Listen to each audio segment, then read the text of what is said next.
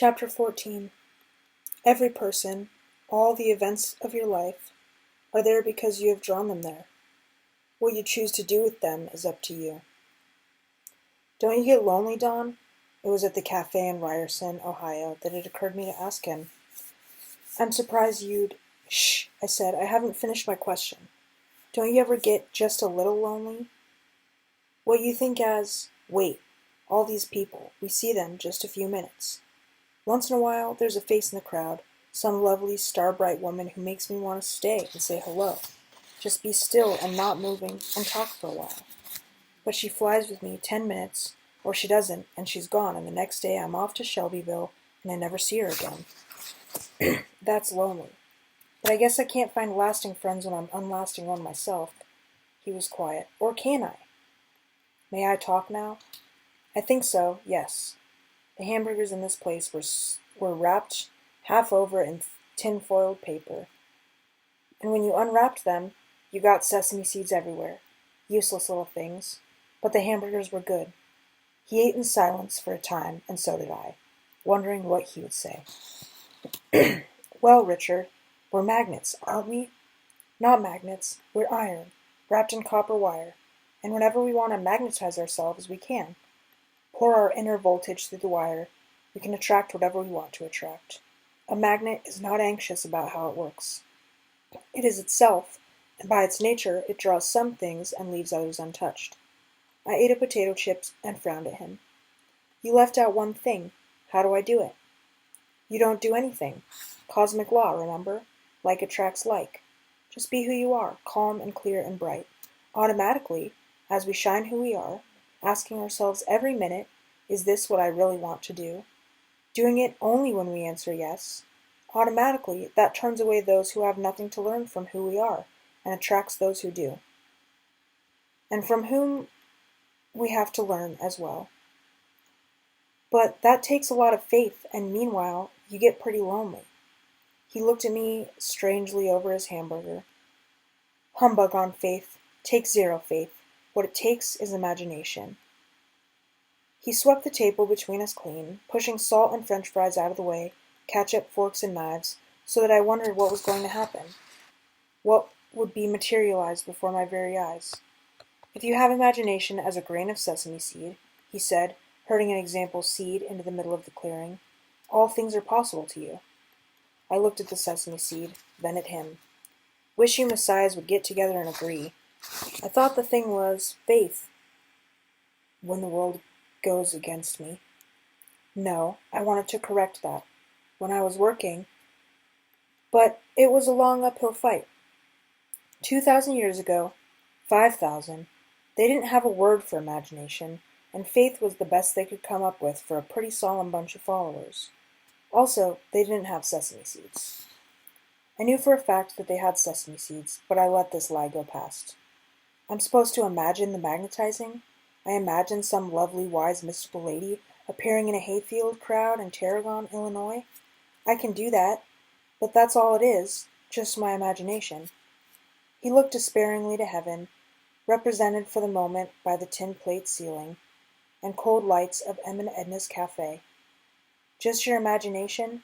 Of course it's your imagination. This world is your imagination, have you forgotten? Where your thinking is, there is your experience. As a man thinks, so is he. That which I feared is come upon me. Think and grow rich. Creative visualization for fun and profit. How to find friends by being who you are. Your imagining doesn't change the is one whit. Doesn't affect reality at all. But we are talking about Warner Brothers worlds, MGM lifetimes, and every second of those are illusions and imaginations. All dreams with the symbols we are walking dreamers conjure for ourselves. He lined his fork and knife as though he was building a bridge from his place to mine. You wonder what your dreams say. Just as well you look at things of your waking life and ask what they stand for. You with airplanes in your life every time you turn around. Well, Don, yes. I wish you would slow down, not pile this on me all at once. Mile a minute is too fast for new ideas. If you dreamed about airplanes, what would that mean to you? Well, freedom. Airplane dreams are escape and flight and setting myself free. How clear do you want it? The dream awake is the same. Your will to be free of all things that tie you back. Routine, authority, boredom, gravity. What you haven't realized is that you're already free, and you always have been. If you had half the sesame seeds of this, you're already supreme lord of your magician's life. Only imagination. What are you saying? The waitress looked at him strangely from time to time, drying dishes, listening, puzzled over who this was. So, you never get lonely, Dawn? I said. Unless I feel like it. I have friends on other dimensions that are around me from time to time. So do you. No, I mean on this dimension, this imaginary world. Show me what you mean. Give me a little miracle of the magnet. I do want to learn this. You show me, he said, to bring anything into your life. Imagine that it's already there.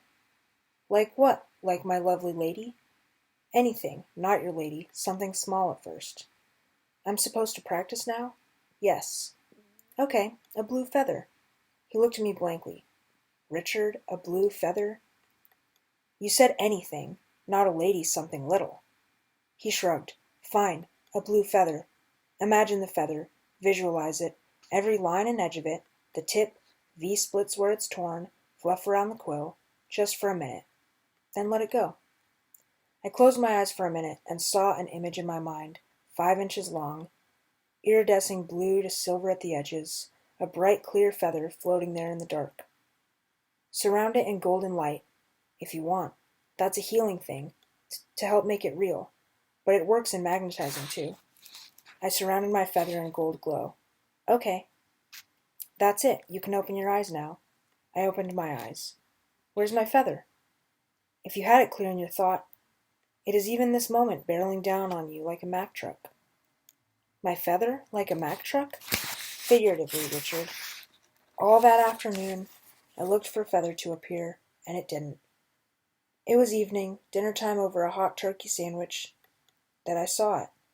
A picture and small print on the carton of milk. Packaged for Scott Dairies by Blue Feather Farms, Bryan, Ohio. Dawn, my feather. He looked and shrugged his shoulders. I thought you wanted the actual feather. Well, any feather for openers, don't you think? Did you see just the feather all alone, or were you holding the feather in your hand? All alone. That explains it. If you want to have with what you're magnetizing, you have to put yourself in the picture too. Sorry I didn't say that. A spooky, strange feeling. It worked. I had consciously magnetized my first thing. Today a feather, I said. Tomorrow the world. Be careful, Richard, he said hauntingly, or you'll be sorry.